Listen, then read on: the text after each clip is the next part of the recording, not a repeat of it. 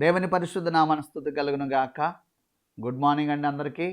ఉదయకాలపు శుభములు మీకు మీ కుటుంబానికి తెలియపరుస్తూ ఉన్నాను. ఈరోజు వాక్యం నిమిత్తం యెషయా గ్రంథం 44 అధ్యాయం 2వ వచనం చదువుతున్నా.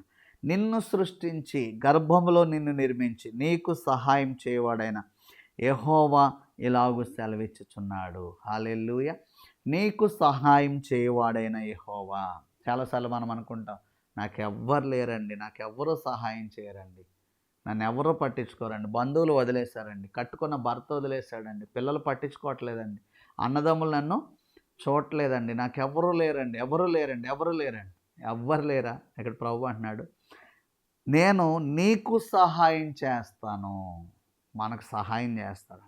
ఈయనెవరు మనకు సహాయం చేయడానికి? ఈయనెవరో తెలుసా?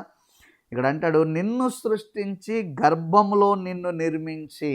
నువ్వు అనుకుంటున్నావు నన్ను కట్టుకున్నవాడు ఈయన, నా తోబుట్టువీనా, నా తల్లి ఈమె, నా చెల్లి ఈమె, నా అక్క ఈమె, కానీ వీళ్ళు ఎవ్వరూ పట్టించుకోవట్లేదు. వాళ్ళందరికంటే ముందు ఒక ఆయన ఉన్నాడు. ఎవరంటే నిన్ను సృష్టించి గర్భంలో నిన్ను నిర్మించాడు.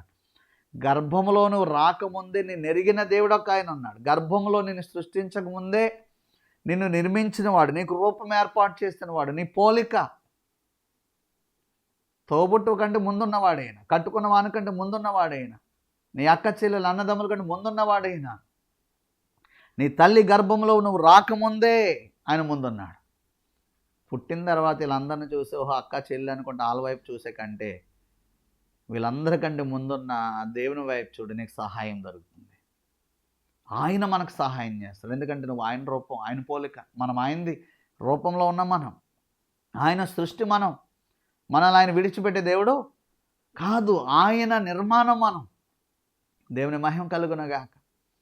ఆదాముని ఏదైనా తోట నుంచి గెంటి వేసి ప్రభువు మరలా ఎందుకు 2025 సంవత్సరాల క్రితం ఈ భూమి మీదకి వచ్చారండి?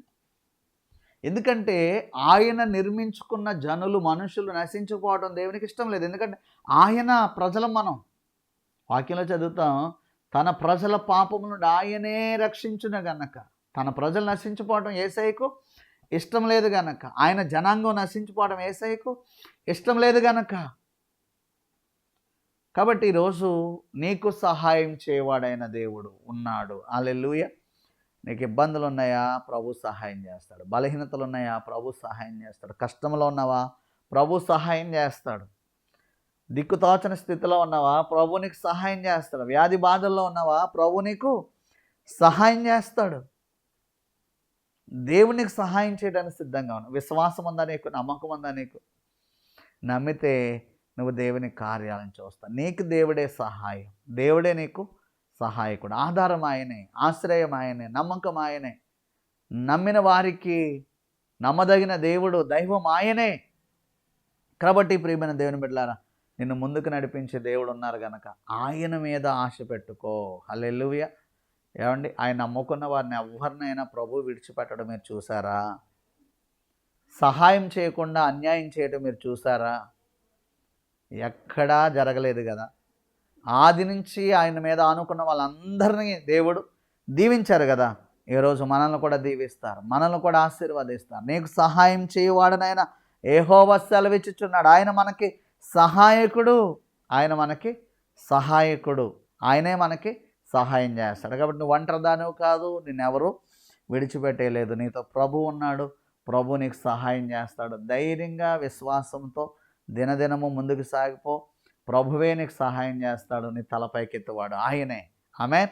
పరిశుద్ధుడైన మా తండ్రి, విన్న వాక్యాన్ని హృదయంలో భద్రం చేసుకుని వాక్యానుసారంగా ధైర్యంగా సాగిపోయే కృప దయచేయండి. మీరు వారికి సహాయకులుగా ఉండమని యేసు నామములో దీవించి అడుగుచున్నాను మా పరమ తండ్రి. ఆమేన్. God bless you.